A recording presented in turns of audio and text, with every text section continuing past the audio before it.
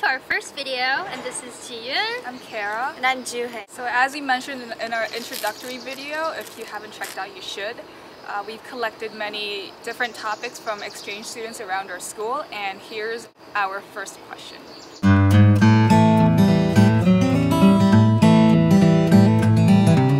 Thank you for the question. So I guess our first video will be about college students' life in Korea. As you all know, we've studied in different places, so we definitely did find a lot of interesting facts about school life in Korea, so we do have a lot to share with you guys. So in Korea, Korean people are very respectful of their elders, and so this system also applies to Korean colleges. So for example, people who enter the college before me is called my 선배, and whoever enters after me is called my 후배. Under that system, the hubes, or usually the first year students, they get a lot of benefit being the underclassmen. One of the things I would like to point out is asking for a free meal. Once when a freshman becomes acquainted with the 선배 or meets once they know, the 선배s will probably ask you to call them back and ask them to buy lunch for you guys, hube, because they would like to know you better and help you out with your college life. These benefits don't just include eating a free meal, but also it includes, receiving free textbooks, those old ones, or getting useful information on how to survive a college life. So the 선배 and 후배 system is a huge part of the Korean college life.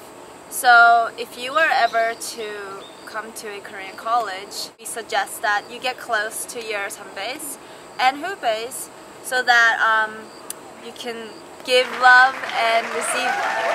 So the second thing we're going to talk about is 동아리 in Korean college. So literally 동아리 means club activities you do after school. So the club activities in Korean schools are pretty much similar to those in foreign schools.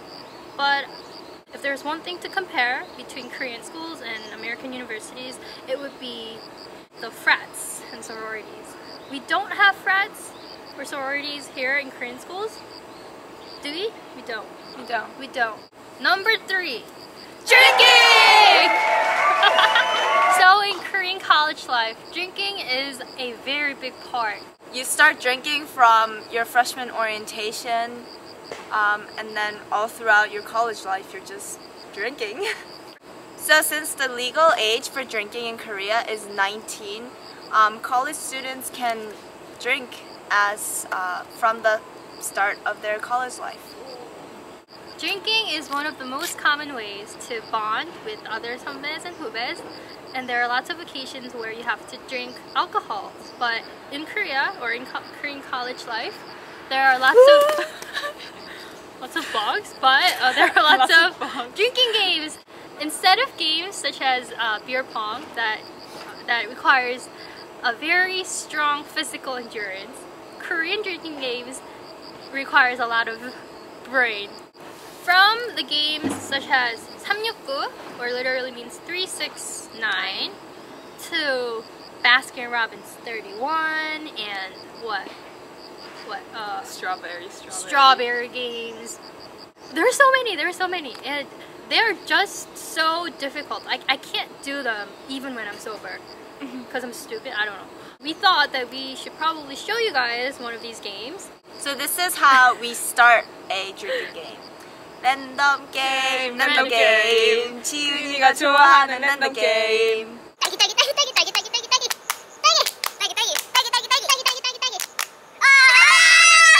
But good news for the ladies. Since the girls can't drink as much as the guys can, when the girls lose the game, guy might step in as the Black Knight and drink for her.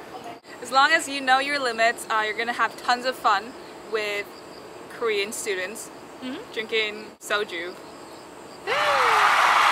Number 4, dating in Korean school. There are usually 2 types of blind dates in Korea. First would be a meeting, or in English it would be more like a meeting, but it doesn't work that way. A meeting is a blind date for groups. So a group of girls you know, it could be 3 to 4 girls, go out and meet 3 or 4 other guys. They could be from the same school or from different schools. So they would go out, eat and drink and have fun. And if they like each other, or at least one of them, they would go out later. So there's another type of blind date called 소개팅. This means that 2 people are introduced by one person. So, for example, I would introduce Cara to a guy friend that I know. Do you guys remember going to a meeting last year? Oh my god. With the engineering kids? I don't want to. Okay. And another interesting thing would be campus couple, which is aka CC. So a CC is when you date a girl or a boy that's in your school. So, for example, I'm a CC. My boyfriend is a business major and I'm in the Korean studies major. So we're not in the same department, but we're still called a CC. Number 5! Resident life in Korean college. Some live in dorms, but most of us commute from our homes or any other places we live. I commute, she commutes. I commute. You do? Yeah. Oh yeah. Well, it is commuting. right. I mean, it's different in a sense because Cara and Jiyoon live with their parents, but I have a small apartment of my own that's right by school. So it takes me literally 3 minutes to get to my class. So these were the 5 topics about Korean college life that we wanted to share with you guys. Hope you enjoyed it. But before we finish, we're going to share 5 more fun facts with you. First, Korean schools start in March, not in September or in August. Second, your school year depends on your entrance year, not the year you graduate. Third, lunches here in the school cafeteria is relatively affordable. It's around $3. Cheap. Number 4, dress to kill. Korean college students, they dress up very nicely when they come to school. They don't really wear hoodies, so I'm very embarrassed. Number 5, we actually have college towns in Seoul, and maybe like 3 of them, and one is the place we're in. Called Sinchon. So yay! So here's a video clip of Sinchon area, and we'll see you next time. Bye! Bye!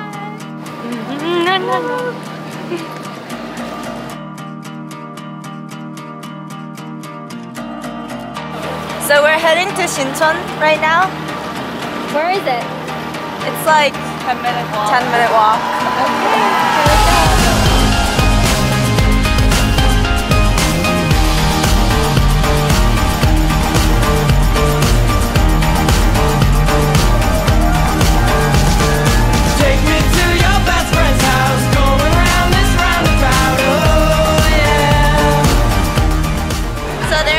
Department store back there, some clothing shops, cafes. So this is where the college students hang out mostly. Right, Jiyoon?